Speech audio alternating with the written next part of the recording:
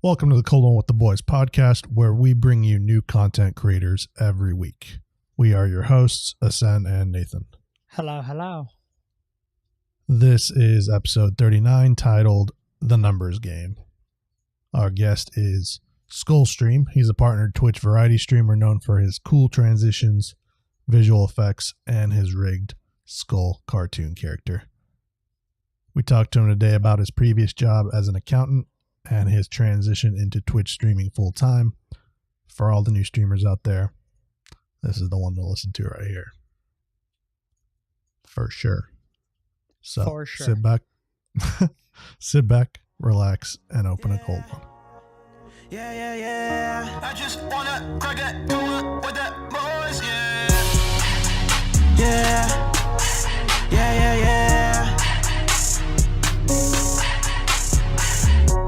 No more baby mamas, no more kids to watch, cause I got babysitters. Now it's time for licking, come on, give it to me, cause it's my escape. Now it's time to annihilate, let my troubles all die away. I'm on a diet, Please do not try this, cause do not invite it. I'm dripping in go call the Midas. This night I was excited, it got me reignited. I've been waiting so long I can't fight it, but now I'm Mike Tyson inside, I'm on fire. It ain't nothing like a true bro. Brotherhood worth more than a huge blow. We're two hoes. Yeah, we're doing a little pre-intro podcast dilly, and we got on the subject of I guess in the last couple episodes I've been having an issue where my nose has been wheezing into the microphone, and like allergies are getting bad in Oklahoma where I'm from right now, so I'm leaving it at the fact that allergies are bad. That's what I'm going with as my cover story. But then I was like, man, maybe I have like a deviated septum or something. And like, it's just wheezing out, the one side. And so I was sitting here, Google image searching what like a deviated septum is and trying to figure all that out. And then like, I look up in a mirror at my nose. I was like, my nose looks just like that. So now I've got that like WebMD mindset that you need a rhinoplasty. Yeah, dude, I need to go get rhinoplasty done now. You're only one search away from it telling you have cancer. Yeah, you have nose cancer, dude. I have nasal cancer is what it is. Yeah. Fucking ridiculous. If you guys want to hear what he's talking about, you can go to episode 37 where it's send throughout them to the those entire episodes. So, like lately, the last couple episodes, I've been forcing myself to become a mouth breather, like off the mic so that my nose isn't blowing into it. And it's one of the things I can't stand, because one of the things I hate the most when I'm in public is mouth breathers. Like just watching them stand there with their mouth open like a fly trap. I'm just like, please, God, close your mouth.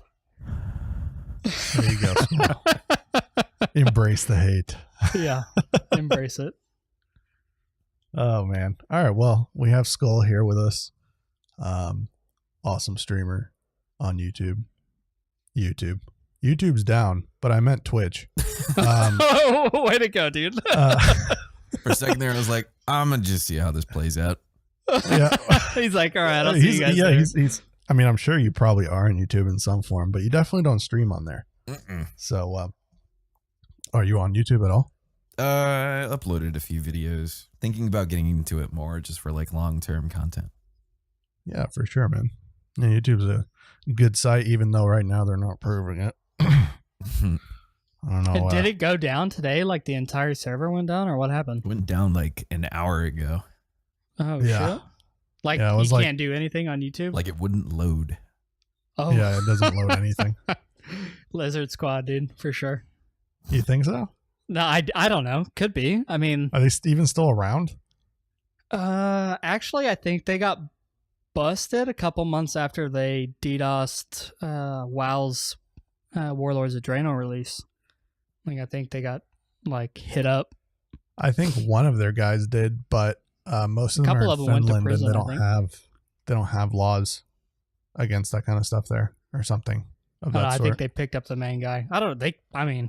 They're probably still around.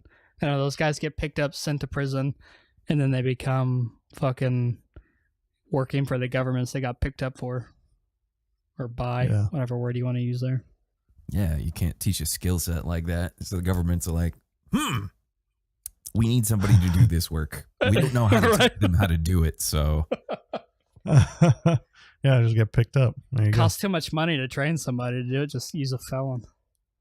go. Bunch of 12-year-olds in a room, just like cracking the case. That's what I would do. Free labor.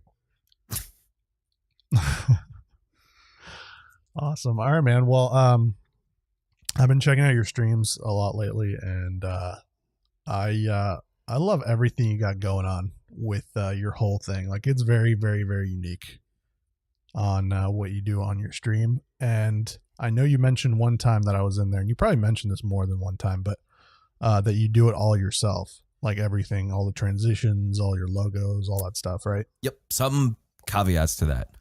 Yes, some are customized. So some of them I have a template for, and I altered the template and then loaded my stuff, then alter the graphics around it. Oh, but that's still like you still created the original graphic, right? Yeah, I still have to know how it works, and I still have to create the original art. Yeah. Yeah. I mean, that's like plagiarism of yourself. Like, that doesn't count. But yeah, so like I haven't seen any other streamers take it quite to the level that you have, in the sense of just the like Spit it I out. can't even TikTok. Yeah, I can't even spit it out. Just like your chariots fire thing with like the skeleton running with the flames behind him, like all that stuff is like your logo that comes up that tells what time you stream. All that stuff is just insane. Like, a lot of people do transitions and stuff like that, but since you do it yourself, and I'm sure you do it all the time because you have mentioned that as well on stream before, but you can customize it to like any degree you want to. Yep. And I think you do. That's part of the reason I started doing it, is because getting it made custom is taking too long. And it's really hard to find a quality artist that will deliver things on time. So I was like, you know what? I committed to doing this full time. I learned things pretty quickly, so I decided to jump in and try a 14-day trial of After Effects, and I haven't put it down since. Damn. How long ago was that? March. Wow. I mean, yeah, like that's insane. But like, when did you actually start? How long ago did you start streaming? Streaming in total 2 years, and then I did that part-time while I was working as an accountant. Okay. Ooh, an accountant. Yeah, right? I bet. I mean, did you like that? I don't think No. I've ever talked to an accountant that liked their Who job. likes it? I don't know. Like, there's so many like, I know people that have accounting degrees, and I've always wanted to ask them, like, you just spent $65,000 to get a degree in something that I've never heard somebody say that they like to do. So I was just genuinely wondering if there was anybody out there where that does. conversation goes after you bring up that topic. It goes to, oh yeah, I love my job. You know what else I love? Travel. Because they all travel as a fucking hobby. Yeah. I want to be anywhere but fucking here. Yeah. So I love my job because it allows me to leave the place where my job exists. I guess. And then to a means, I suppose. Yeah, that's crazy. One of our really good friends' wives is a new accountant, and I'm really interested to see how that develops over time on how she feels about her job. So we'll see. People that get into accounting usually get into it because they like numbers and it makes sense and everything balances. And then when you get into the real working world, it's actually dealing with people, and you're like, what the fuck? I didn't sign up for dealing with people. I didn't do customer service. Like, what the fuck? Yeah. Like, now, what is it? A certified tax? Fuck, I can't even. CTA is a certified tax accountant, and then CPA is certified public accountant. They both require 4 years of school and then 4 exams that you have to take. And the passing rate for those 4 exams, each of them separately, was about 50-50 last I checked. And you have to pass all 4 of them within a year. If you pass one and then fail the next one, you have however many months is left in the year to finish it.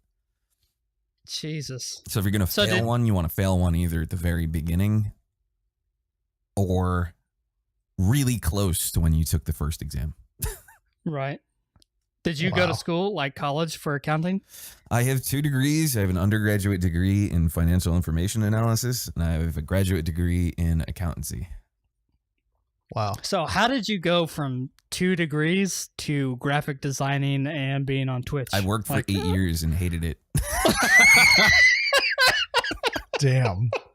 I worked for 8 years, and like, accounting is great, but there's this very closed-minded set of rules where if you have a process and you want to iterate upon the process and make it better, you have to jump through 15 different hoops to get it done. Yeah. And you have to provide excellent documentation for the next person to do it. Even then, there's resistance with it because the person reviewing it is like, can't we just roll forward what we did last year? I'm like, no. So did you work for a firm, or did you work for like a private small company? I worked for a Fortune 100. Oh, wow. Yep. In corporate. God, I Jesus got Christ. the full C-suite exposure. And So for any listeners out there that are like 16 years old and they're thinking about either getting a degree or going into content creation, Don't go accounting first. I put more hours into content creation. Oh, I'm sure. Yeah. Yeah. especially with the future and how things are going. I mean, accountants will always be needed. Maybe. Will they? Definitely. Yeah, Especially somebody's gotta because do there's it. more content creators. It's all independent business owners. Right. But like, eventually, will an accountant's job be able to be done by a computer, do you think? Nope. Here's why. So underneath everything in accounting, you have a 22,000 page manual called GAAP, Generally Accepted Accounting Principles. And the reason you go to school is to learn GAAP. And the reason you take that CPA exam is to certify that you know vaguely something about GAAP. Now, when you get into the real working world, they separate it out into each silo. So somebody's a tax accountant, another person is this accountant. I was a technical accountant. So it was my job to go search up the ASC, the Accounting Standards Codification, to go look up all this shit nobody could understand. Oh my God, dude. So it was the pseudo legalese accounting stuff that I was putting into layman's terms for C-suite people who didn't have time for reading that shit. So that was my job. Yeah, just hearing you explain your job is making me die on the inside a little bit. Right? The 8 skeleton years makes more sense now. Yeah, that's why you became Skullstream. I get it now in full circle. Oh man. So like, I mean, I want to ask the real reason how you came up with the name. It's pretty simple to get, but what made you think of like Skullstream? That's darker. That's way darker. Oh, here we go. I like dark stories. Yeah. I had a lot of death in my family growing up. So it was that's terrible. one of Now my I feel first like memories. shit. It's okay. It may be part of who I am, but like when it comes to morbidity, like I have no compunction about talking about it at all. Usually I stay away from the subject for other people's benefit. So sucks to be you guys. I'm going to continue on this. Okay. No problem, man. Earliest memory, loss in the family. Most of my childhood is punctuated by loss up till when I was like 11 and then 16 when I lost my mom. So I spent a lot of time around the hospital. I spent a lot of time actually working for a funeral home because close relatives work there. They got me a job when I was a teenager. They were like, we need to give this kid something to do, which in retrospect, cool. I had something to do. Maybe it shouldn't have been in a funeral home. But yeah, I had that really hammered in, life is short. And as I got older and as I was in the working world, it kept resonating with me. Life is short, life is short, life is short. I'm like, what am I doing? Why do I hate what I'm doing so much? And I finally said, you know what? Somebody out there is successful doing what they want to do. And I'm like, I don't want to be on my deathbed and say I lived during a time of live streaming and say I didn't try, because that would be horrible. So, I'm quitting my job tomorrow and I'm going to start streaming. Fuck, dude. Here we go. As long as you're honest about what's working, what's not, what your strengths are, what your weaknesses are. Like, I have so much more to learn. The more I delve into it, and I've been doing research on this for 2 years. So like, I'm not the hit the go button and it's just fine guy. I'm the guy Right. who's behind the scenes looking up statistics. I'm like, how do I pick what game to play? So I have a methodology for that.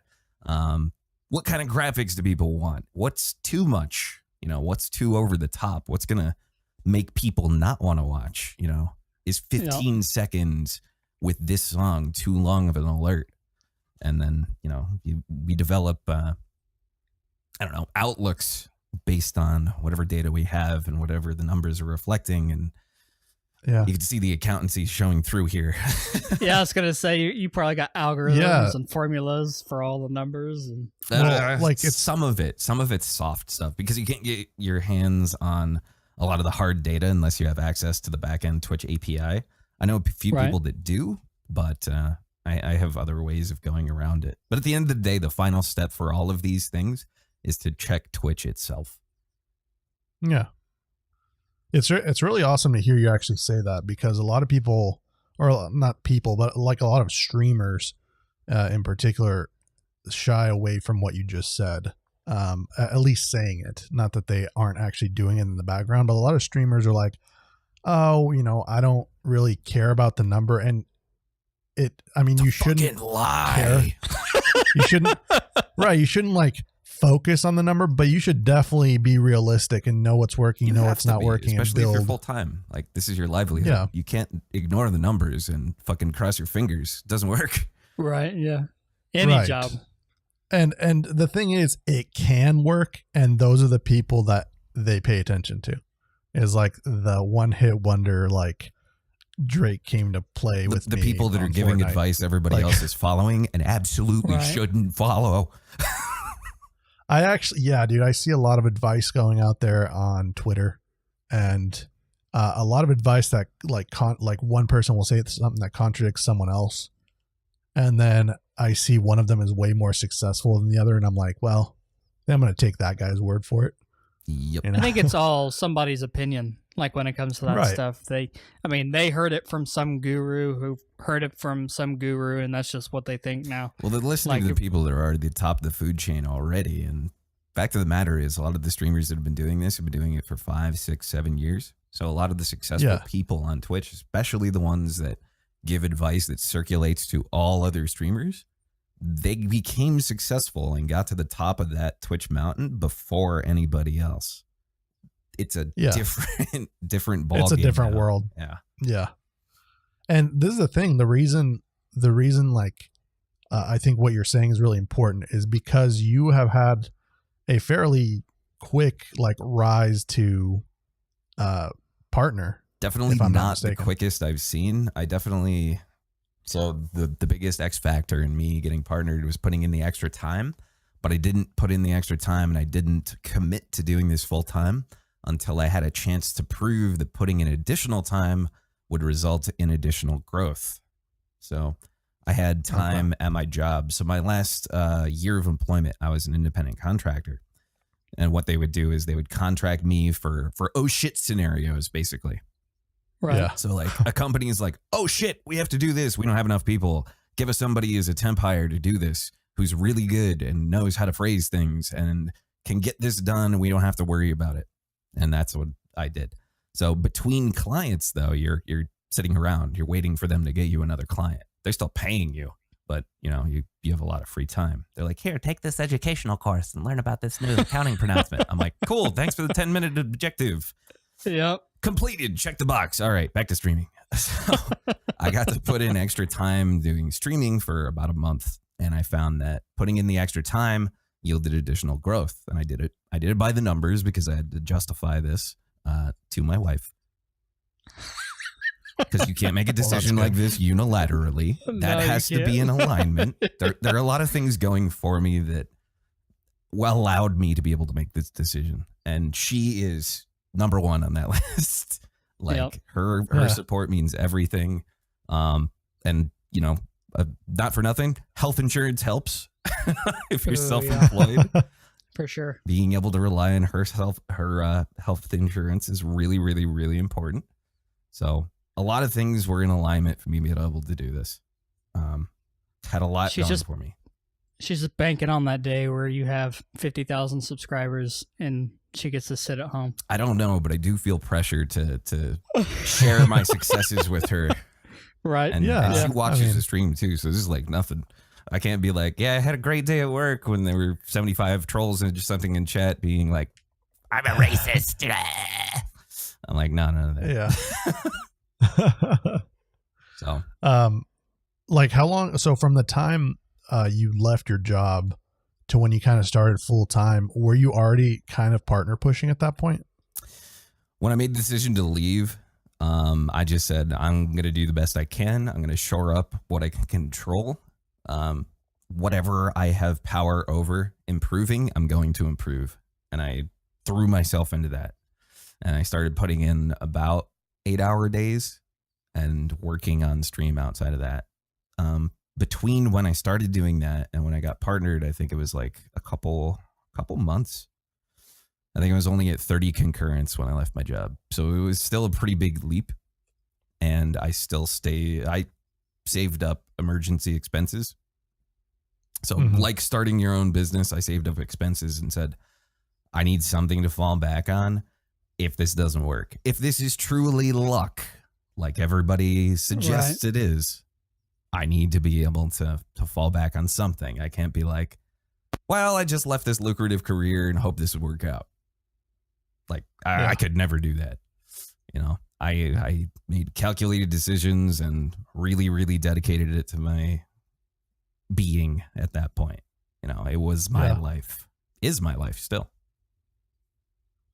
Yeah, man.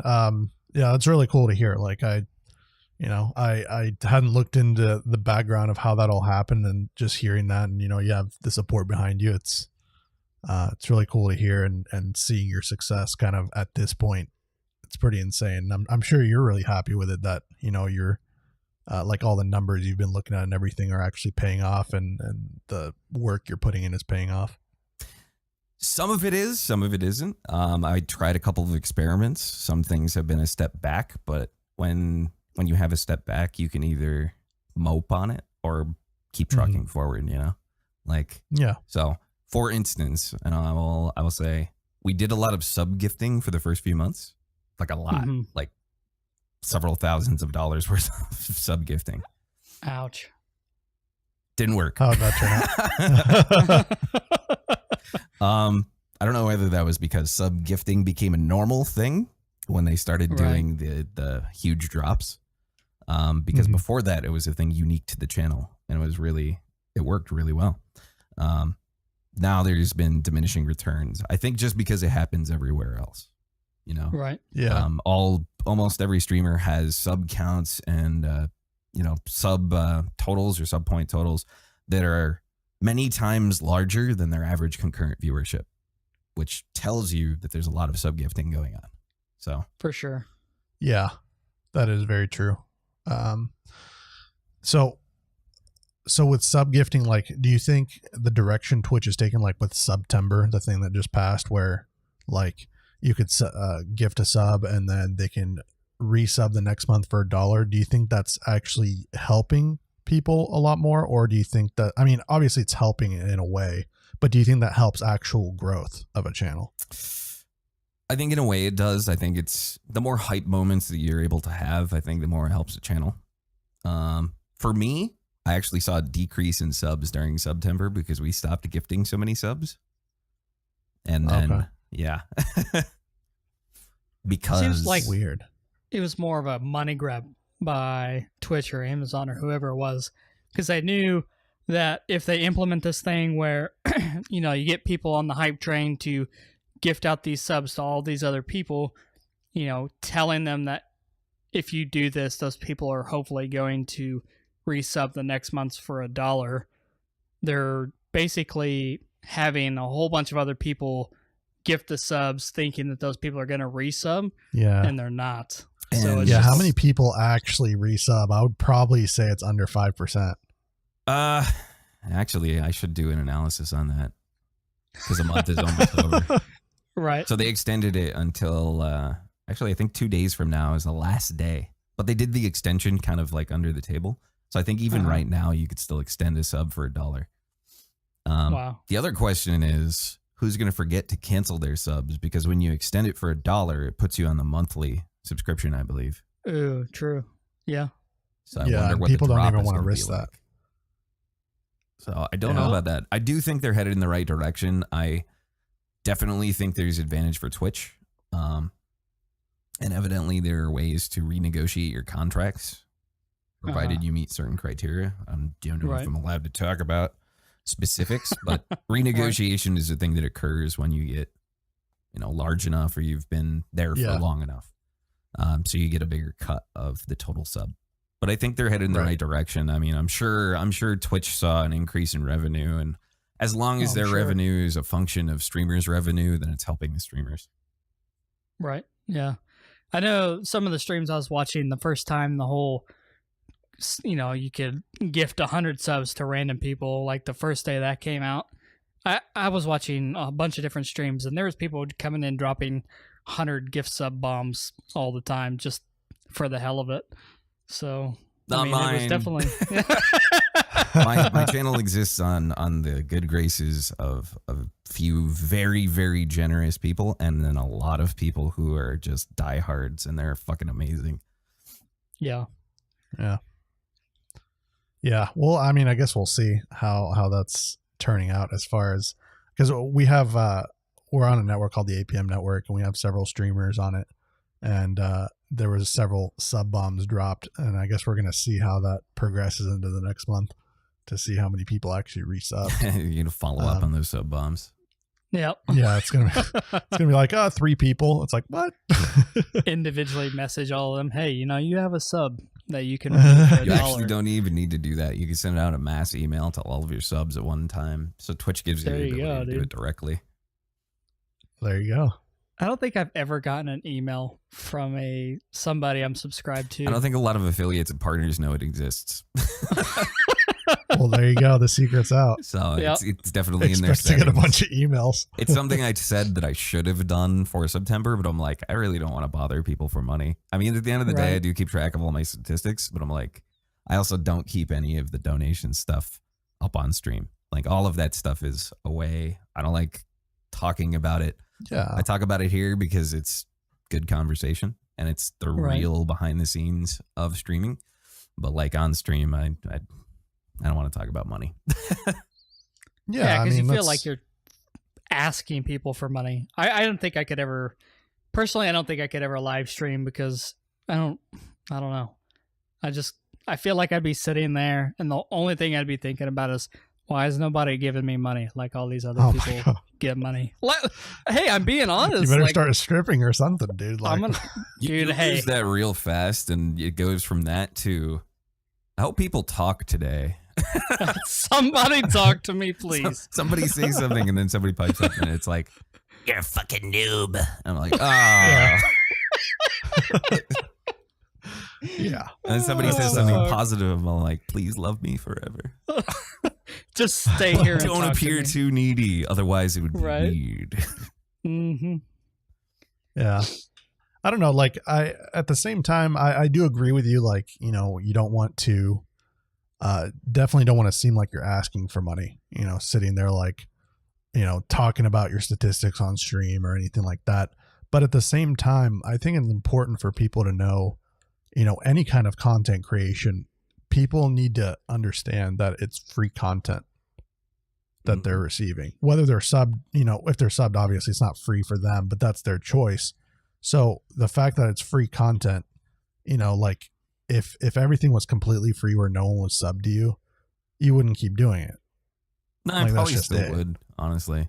I wouldn't do it. Well, yeah, but you'd have a job. You'd do it a lot less. You wouldn't put nearly as much work into it. So have to do it a lot less.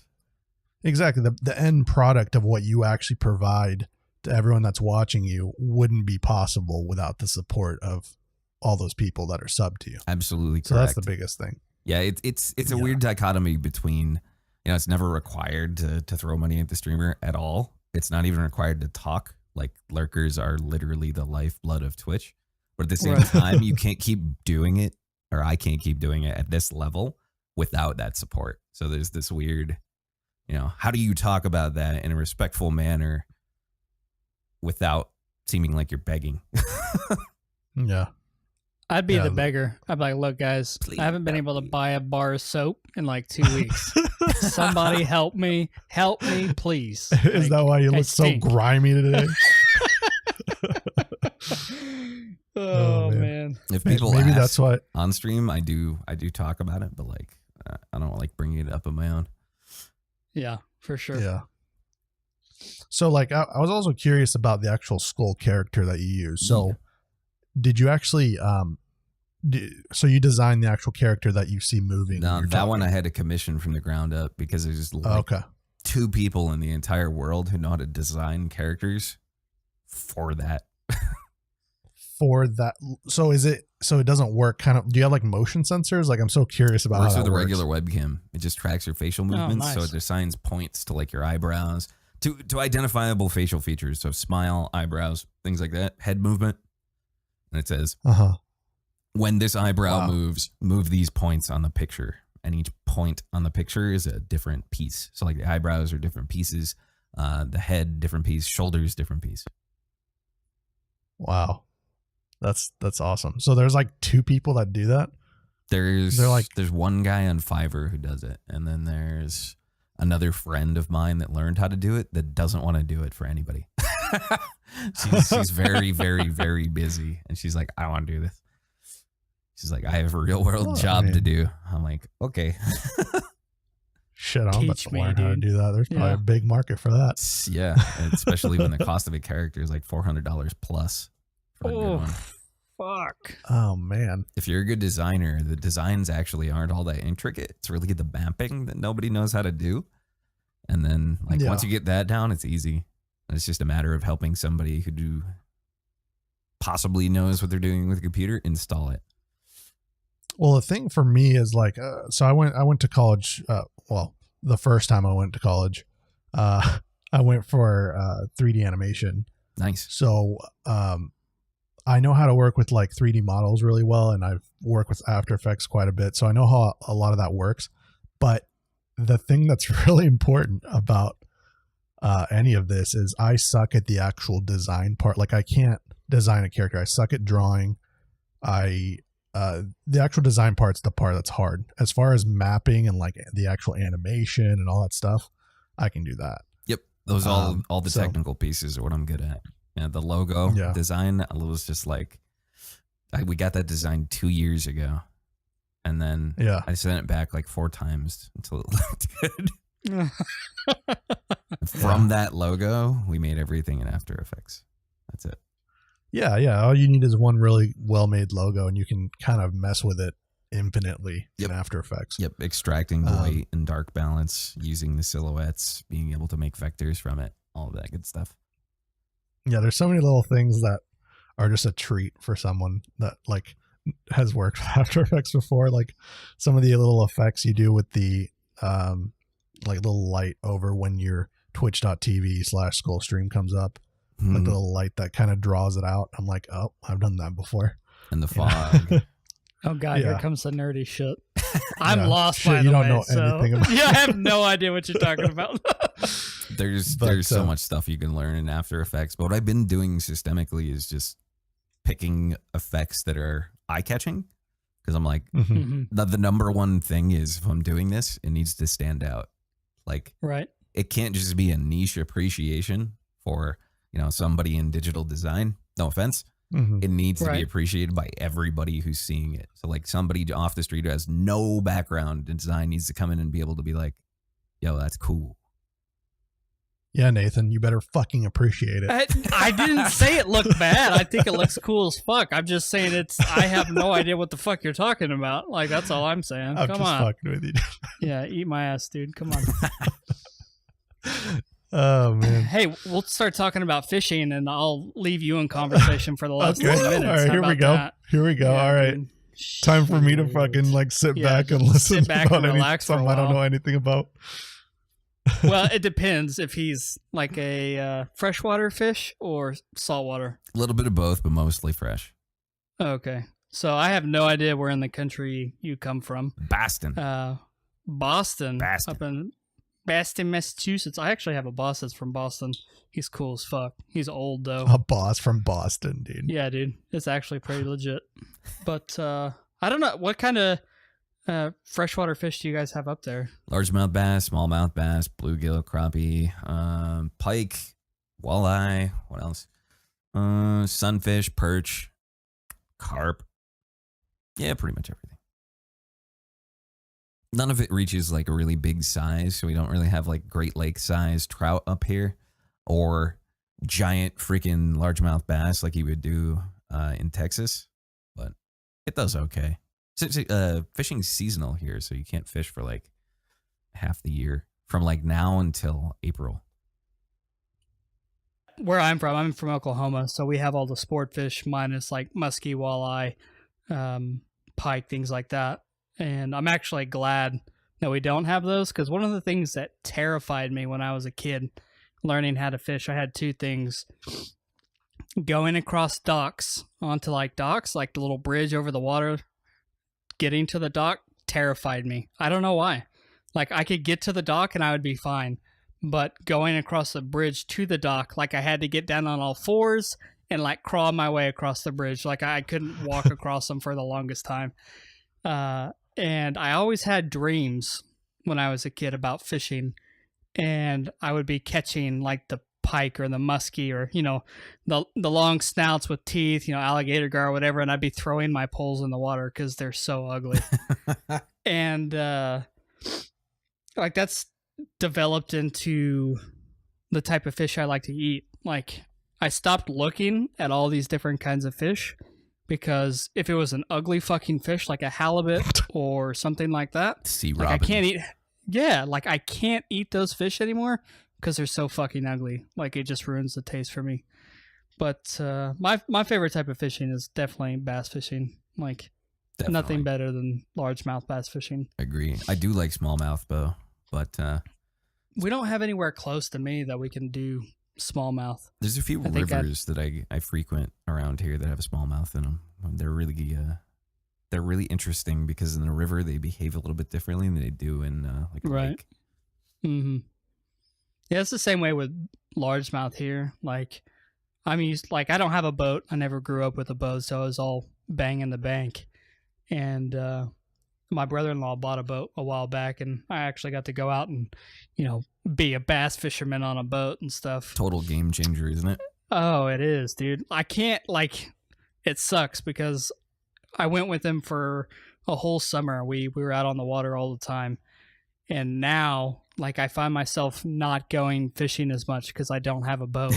And I hate fishing from the bank. It's so, like, there's a complete difference from fishing from the bank back to the boat and the style of retrieve that you do. Yep. And then fishing from the bank. Like, I fucking hate it. It drives me wild. So cool thing about Boston is that we have the Charles River here.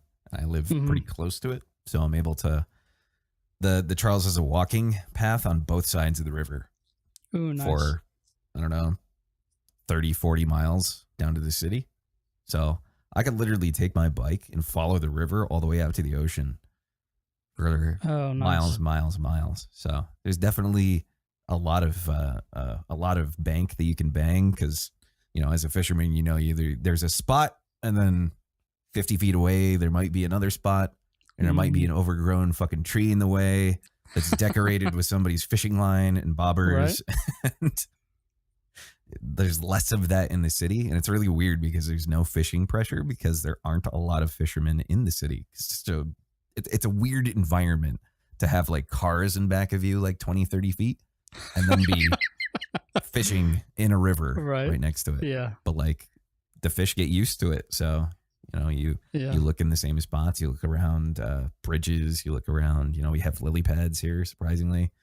Oh, wow. So it's weird and cool. And it's one of the things I like best about living here. Otherwise, I really don't like the city. Are you from Boston originally? No, I'm from Connecticut. I'm from the home of the wiffle ball, Shelton, Connecticut. Home of the wiffle ball. You guys made the wiffle ball? Yeah, that's where the wiffle ball factory is. Oh, nice. There you go. I learned something new today. Nathan's the kind of fisherman that likes to, Nathan and his brothers are the kind of fishermen that like to go through all the poison ivy everywhere and all the bushes to get to the water, you know?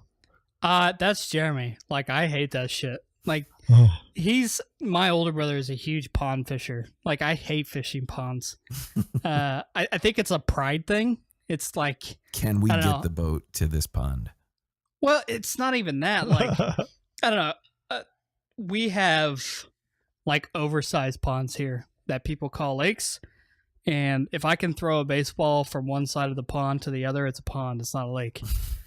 And, like what, whenever you're at the lake and you pull out like a 5-pound bass at, an actual lake, you feel good. You're like, fuck yeah, I'm badass. Look at me. I know what the fuck I'm doing. And then these yokers pull out, 4-pound, 5-pound bass out of a pond. They're like, oh, look at my fish. I'm like, dude, you're at a fucking pond.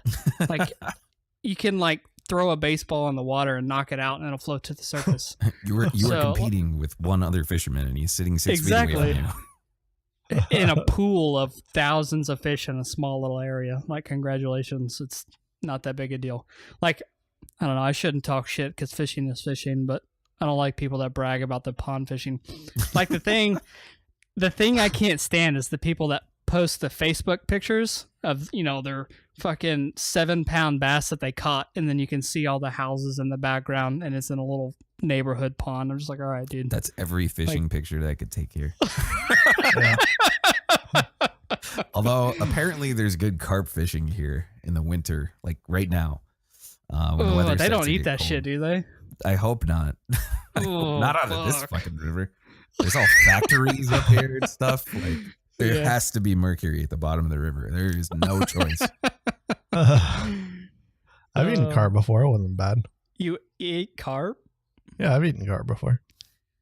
Carp is like... I know it's like a bottom feeder, but... It's catfish or bottom feeder. So like when they have overgrown lakes or overgrown ponds around here and in Connecticut, they'll actually throw in a bunch of carp. And what they'll do is they'll eat up all the algae and the stuff that grows in the bottom. And it'll prevent the pond from getting choked. So with vegetation. So they don't throw them in, they just spawn. The reason why I don't like carp is because they're typically the big ass fish that you see flopping on the shoreline. Yep. And you're like, oh fuck, there's big fish over here. And it's one of the things I had to learn as a kid was just because there's a big fish splashing somewhere, that's not where you need to go to fish. True. But like that's what they are. They're just big ass grass fish that flop around everywhere and get you excited. Yeah, it's like a big goldfish. That's where I'd go. That's all it is a big ass fucking goldfish. And the other problem is if you're using freshwater tackle, they're usually too big to catch with your normal tackle. Yep. I don't know, I got to the point to where I just started using like 40, 50 pound braided line. You're just like, fuck everything. it, I'll catch everything. Braid's nice though because it's thin, so you don't suffer for putting it on.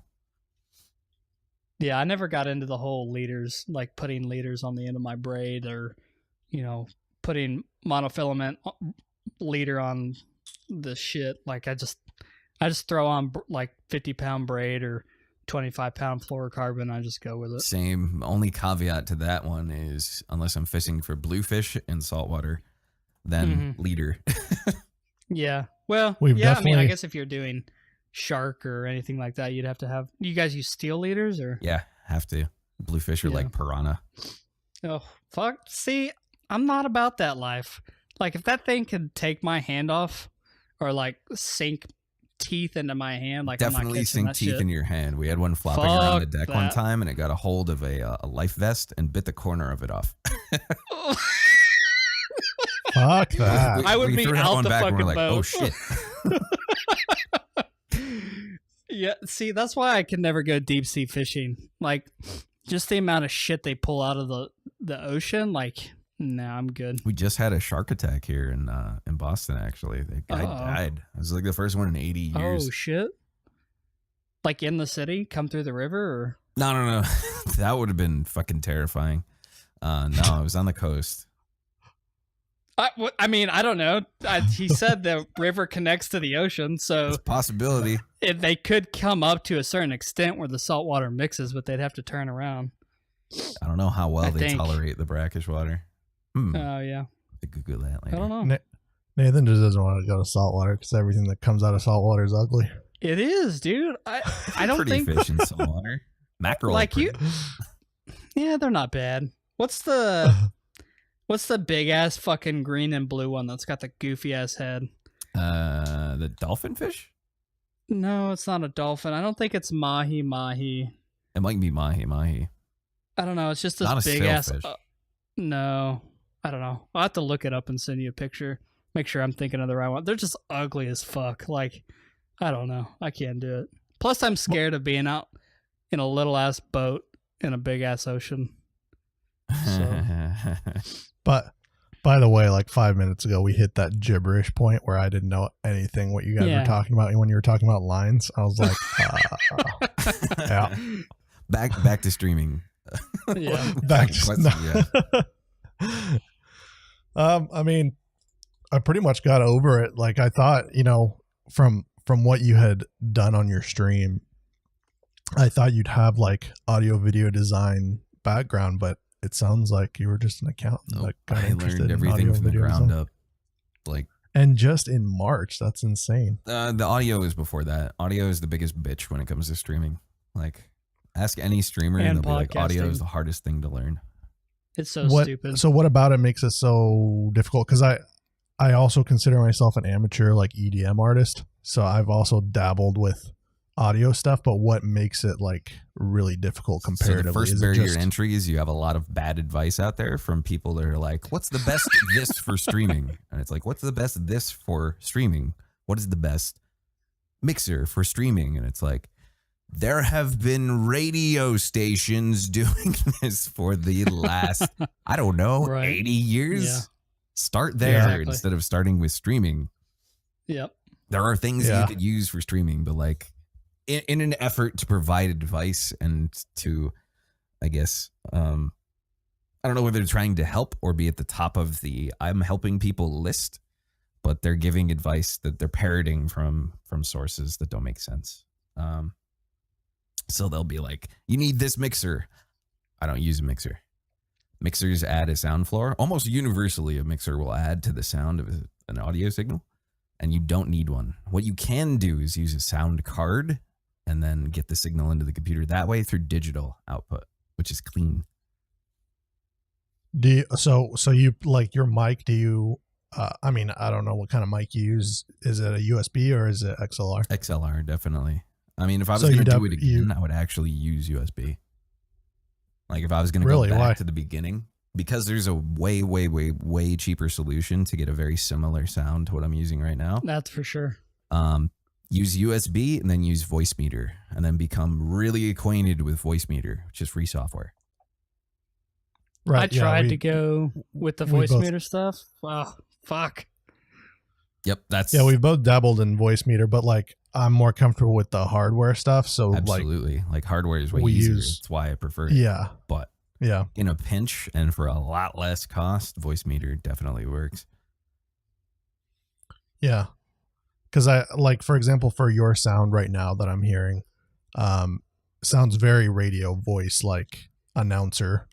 And I know obviously you have the effects whenever you're on stream, like when someone follows, but not just on stream. It's here too. Holy shit. There you go. Like this. But yeah, like, your regular voice, your regular talking voice has that nice, like resonant bass underneath it. That could be a result of me monitoring my own voice. So whatever I say into the mic, I hear like everything I'm saying right now. I hear it reproduced through my headphones in real time. I do that as well. Yeah. I do that as well. So yeah, like that's important to do. A lot of people can't get used to that, like them, hearing their own voice back at them. But I think, you know what? I might start giving people that advice that the first step to good audio is having to mirror your audio or listen to yourself. Hear yourself. Yeah, like if you don't want to listen to yourself peaking, then you'll understand. Yep. Yeah. I've also I've had I used to, cause I played saxophone for like 7 years, and I had a little advantage of I can only hear like 15% out of my left ear. Mm-hmm. So my inner ear is like super fucking loud. So whenever I talk, I can hear myself really loud in my head. That's what's wrong with you, dude. I figured it out now. But like same with like when I play an instrument, it's just really loud in my head. It makes it easier for tuning. But I think that like gives me some sort of advantage of like messing with my voice as far as, you know, audio goes. So, but that's really cool, man. That's insane that since March, I mean, obviously the audio stuff, like what kind of, experience do you have with audio prior? Have you done like radio or podcasts or anything like that in the past? Nothing. Nothing. He's just a quick picker upper, dude. He had a podcast about accounting where he talked for hours and hours and hours. You should do about it, numbers. Oh, God, no, please. I could. I don't want to die afterwards. Dude, one of the things about a podcast like that is you could market it like you're selling it as a resource to somebody. Like he said, nope, not gonna Want to buy my crack? This is the accounting masterclass by Skullstream. Yeah, it's just one line. Don't do it. Don't do it. Oh man. All right, man. Well, we're pretty much, you know, coming towards the end of the stream, so we're gonna go to our random question of the day segment to close things out. So this is really random, but that is the name of the segment. So what do you think of? First of all, I'm going to ask if you've even heard of the tech, but there is new tech out there or a new software of some kind that can listen to your voice for 100 hours and then mimic it, where it can make you say anything. Interesting.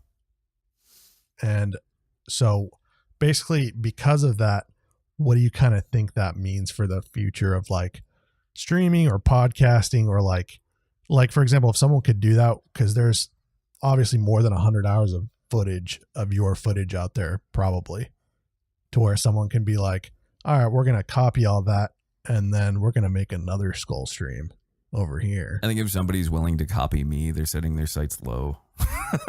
I'm just using that as an example, but let's say like Donkey, he has a very video game Donkey has a very unique voice. So what if they did something like that and started making Donkey like videos? I would say then you're barrier to there's nothing you could do to avoid it. Like you can't copyright the sound or timbre of your voice, right?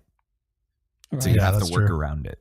Like you could either sit there, if this is a real thing, there will be people that sit there and whine about it instead of working around it and moving forward and figuring out how to make this work for them. Like what changes do you need to make to your own content to avoid somebody reproducing everything that you could do or something that makes you unique? I will say the number one thing you could do is probably iterate on your video and not worry so much about your voice. I will say that there's probably going to be a lot of character streamers. So like say you have Overwatch, right? Yeah. You have Reinhardt. It's very, very distinct accent in his name. Or sorry, in his character. His character has a very distinct sounding voice. Say somebody wanted to do a character and do a character animator of Reinhardt or do a face rig of Reinhardt and then there would be nothing stopping somebody from doing that. Right. And then where impressionists were unique before, impressionism will go away. Unless the software is bad, then impressionism. Well, right now at the stage it's in, it is pretty bad because people have been trying to use it politically. Oh my God. Taking obviously, you know, presidents and people in politics have hundreds of hours of their voice. So they've tried to take Obama's or Trump's voice and tried to mimic it and have it say other things. And it's pretty shitty. You can tell it's roboticized, it has this robotic sound to it now. It has to be because the source material that they're using is recorded through different microphones in different settings with different software at different bit rates. So cobbling something together from out of that, good luck. Good luck. Yeah, I maybe one day that'll be a problem, but right now it's in its infancy. It's almost the AI discussion we had. I think creatively it'd be pretty neat. I would say like voice actors would be worried. Yeah. Yeah. They would be for sure. Creatively, like for someone that's not a voice actor, like, you know, someone that can't do impressions or sucks at them, creatively, that would be great if they're starting like a stream and they want to have cool voices. It was the same thing with streamers who didn't know how to stream, and then OBS became free, and now they could. And now it's like we're getting to the age where 1080 60 is going to be commonplace stream. Before that was like the holy grail. So right. Yeah. There's always technological advancements that you have to keep ahead of or be apprised of as a creator. I feel like if something like that became commonplace, like that software became so good that it could mimic, you know, anybody, you know, voice line. I think at that time, if you are an actor or a voice actor or, you know, a political figure, like I'm sure they could figure out a way to copyright your voice to where. Probably in some way. It would probably copyright the selling of it. It would be like, you'd have to have like faux names. Like, I don't know, Pulverine impression. Right. With Hugh Jackman. Pulverine. Yeah. Yeah, like that just I don't know. I'm not really looking forward to that, but I mean, I guess if you could do that, that would definitely mean voice actors are out the gate. Which I mean, this is the thing, it might do good as well, like you know, that Warcraft movie we want, like the actual animated Warcraft movie without any real life action in it. You know, they could just make up the voices for that and they could save a lot of money. Grandma with Carlos from Gollum. Yeah, like, you know, they wouldn't have to pay that guy to make that voice. That's fucked up, dude. I'm just saying, like, I'm trying to look at the bright side here, all right? That's not a bright side. Free market, dude. Come on. No, they would be doing that to save money to create bigger and better productions. And I guess by the same token, right now, you do have face rig. There's nothing preventing somebody from making a face rig model of somebody who's famous. And actually, I think face rig comes with a few models of cartoonized famous characters. Yeah, but like, don't you would still need are you saying like putting a animated person inside of like for example, Princess Leia in one of the new Star Wars where it was animated? Is that what you're talking about? Or more like streaming with a face rig, except instead of a skeleton, it would be like okay, Link. Yeah. Link. Yeah, I don't know. I guess we'll see where that heads. And other than that, I think a lot of the things you said in this hour is very good information for newer streamers to definitely pay attention to your numbers. Definitely. Don't talk about like all the cash you want on stream. Yeah, No. don't be You, me. you can talk about it off stream, you know, with your friends. Just be like, I want all the cash, but you know. But also don't be that guy that's like, I don't ever think about money. I'm like, you fucking lying. Yeah, true. Yeah. People are very sensitive to deception, and like on the long term, streaming is the long game. So Yeah. Not only that, but I think all three of us can agree that when we see a streamer like talking about their stats or money or something like that, we appreciate that. I think all three of us do. I don't know if all people do, probably not, but I definitely appreciate like honesty in that sense of like when someone's honest about their the ones who appreciate it are the ones and- creating the content. The ones that are there to consume content just for the entertainment value, or especially for the game, they're not the ones that are going to care. Like they came there to Right. watch the game, or they came there for a laugh, or they came to talk about something that they're interested in. So if they're not a content creator, they're not going to find interest in it. And that's probably true. That's really And the that's most probably- common and basic thing about streaming is that you are entertainment. And like, yes, you could build a community, but at the same time, like you are there as entertainment. You're not an essential part of somebody's life, but you're there to provide value. However you choose to provide value, do it the best of your ability. The more you pick a niche, the better it is for you. Yeah. And don't change it up too often, or don't be A one day and then be X another day. Like, the more people are coming back for similar content or a similar thread, the more you're going to become part of that daily routine.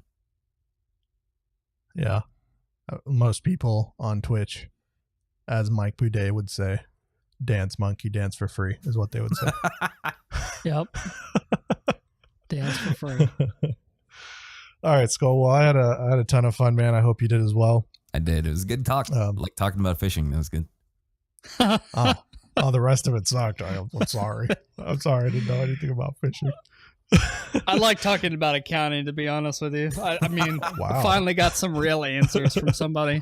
Yeah, I know. I'm feeling kind of drastic right now. This might be my last performance after all that accounting talk. All right, man. Well, if people want to check out your stream or social media or anything like that, what are some plugs they can reach out? You can find me at twitch.tv/Skullstream or Skullstream on Twitter. All right. Well, there it is. All right, guys. Well, we will see you next week. Thank you guys for having me. No problem, man. Have a good one. You too. Hey, you. Yes, you. Thank you so much for listening to the episode. I hope you enjoyed it, and even if you didn't, we would love to hear your feedback, which can be sent to coldonepodcast@gmail.com or leave us a review on iTunes. It helps us gauge how we can make this podcast better for your enjoyment. If you would like to contact us, you can do that through our email or follow us on social media, which is at Cold One Podcast for Twitter and Facebook. We are now on Spotify as well as most podcast apps in existence, but if you prefer to listen to it online, head on over to our website, actionsperminute.net, for the latest episodes, a link to the APM Network Discord, or to check out any of our APM-sponsored streamers. And lastly, if you like what we do, tell your friends and spread the good word.